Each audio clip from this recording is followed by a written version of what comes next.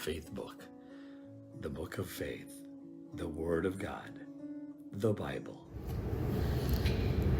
Hello po muli, ito po ang inyong Teacher Joy Belina para po sa ating FPK Monday edition naman po tayo. Kamusta po kayong lahat? Sana po ang pagpasok po ng ating week ngayon ay malaking pagpapala po sa atin sapagkat patuloy po nating nakararanasan ang kabutihan at katapatan ng Panginoon. And as we continue to study His Word, ay sumaglit po muna tayong manalangin. Dakilang Diyos, ipinagkakatiwala po namin ang aming pag-aaral, ang aming mapapakinggan, maging gabay namin, Panginoon, sa aming buhay spiritual. Maging ito ay kalakasan din namin sa mga susunod na araw. Magamit namin ito para po sa aming lakad, Panginoon, para sa iyo. Kaya gabayan pa po kami ng banal na Espiritu, maintindihan namin lalo ang aming pag-aaralan. Pinupuri ka namin, Panginoong Jesus. Amen at amen. Okay, ang pag-aaralan po natin ay mula po sa Proverbs. Ang Proverbs po, alam po natin lahat na it's a book about wisdom. At ang pag-aaralan po natin ay Proverbs 15:31 to 32. At ang maganda po dito, ang Proverbs po 31 to 32 ay a powerful message about wisdom, correction, and self-respect. Di ba ba? Kung titignan po natin dito, sabi po dito, the ear that heareth the reproof of life abideth among the wise. He that refuseth instruction despiseth his own soul, but he that heareth reproof getteth understanding. Naalala niyo po, di ba? Para pong pag tayo po bumibili po tayo po ng bagong appliances. Bago po natin i-set up yan at magamit, ay kailangan po natin munang para magamit po natin ng long lasting yan, ay kailangan po natin sundin yung ano niya, yung tawag dito, kanyang instruction. Sorry naman po, hindi ko makuha. Construction, para instruction, construction, instruction, yan yung kung paano mo siya aayusin, paano mo siya gagawin para po maging maganda po yung result.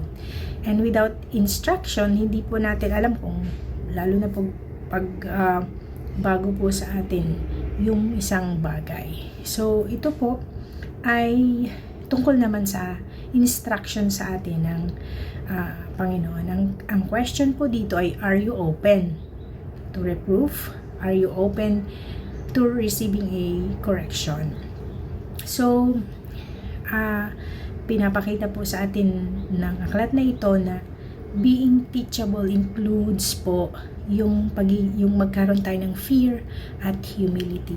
Minsan yung correction, pag nako-correct po tayo, medyo pag nasasakit po yung ating ego, medyo pumipitik din yung ating pride, di ba?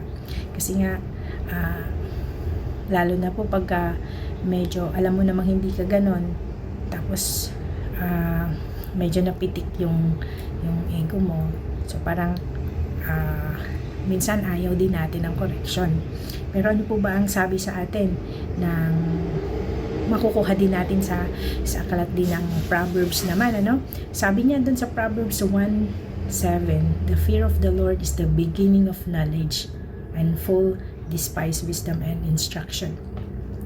Tayo pong mga mananampalataya na follower of Christ, alam po natin dapat na pag yung nagkakaroon tayo ng self-check, yung check and balance, yung ganun, yung check ka rin ng ibang tao, di ba?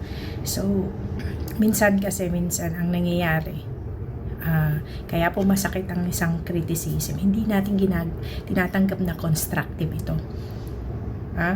Minsan tinatanggap natin itong destructive. Pero sabi nga, listening to a constructive criticism can lead to a life of wisdom.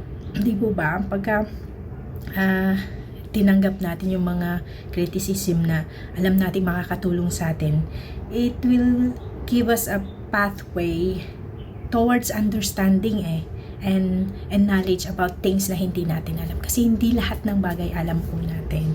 And sabi nga, he that refuseth instruction despiseth his own soul. So, God wants us to learn and grow, diba? Kaya binibigyan niya tayo ng lesson. Sometimes, masakit. Pero if we ignore advice, sino ba yung una nating sinasaktan? Diba po ba yung sarili natin? We hurt ourselves, but if we listen, we learn, and we will be happy. Kasi, diba, para po sa atin, kunwari, may po sa atin, sabi po sa atin na ito yung hindi na maganda itong nangyayari, yung ganito, ganyan.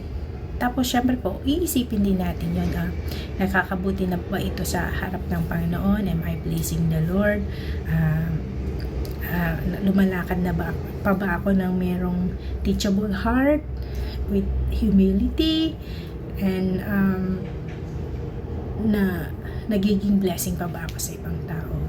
But if you refuse, walang mangyayari sa'yo kasi walang magiging learnings, di po ba? So, yun nga po, ang sinasabi po sa atin palagi, we have to live a life that is open to criticism, to reproach, correction, because it will lead you to self-respect na din, di ba? At the end of the day, pag itong mga bagay na to natutunan mo, hindi ka lang happy, kundi ma-maintain mo rin self-respect mo, and everybody will be happy. Lahat ng nakapaligid sa'yo will be happy. So, let's always welcome criticism sa buhay natin na magko-construct sa atin, hindi yung magagalit tayo sa ibang tao. Alam niyo po yung mga ibang tao na yan, or mga kapatiran, or malapit sa inyo. Kaya po yan, binibigay sa atin ng Panginoon to teach us. Hindi dahil masama tayong tao, but again, minsan nakikita na rin sa atin ng Panginoon na lumalayo tayo dun sa gusto ng Panginoon sa atin. So,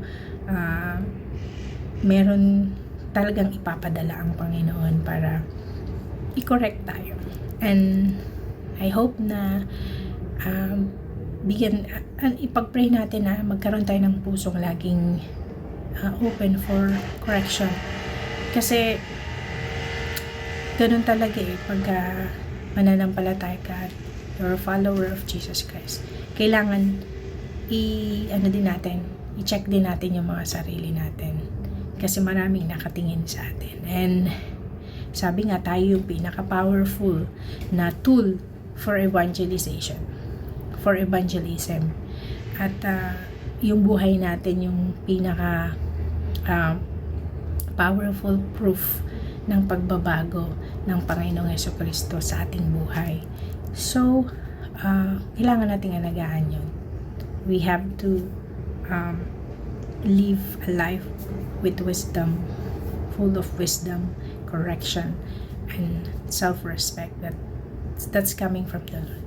And lagi nating tatandaan, if the Lord corrects us, ibig sabihin nun, mahal tayo ng Panginoon.